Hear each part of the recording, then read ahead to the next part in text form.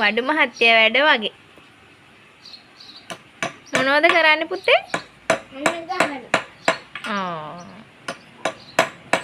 කවුද ඔයාට කියලා දුන්නේ? ඈ? මොන?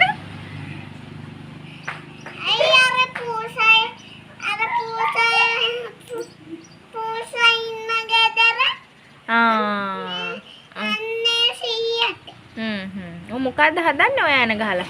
මේ කොන්ක්‍රීට් එකක් හදන්න. ඒ මොකද්ද?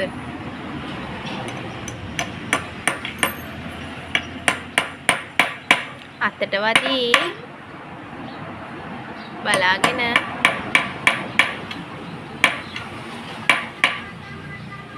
වඩු මහත්තයා වැඩ කරනවා. ඒකනේ වඩු මහත්තයා. පුංචි වඩු මහත්තයානේ. වඩු මහත්තයා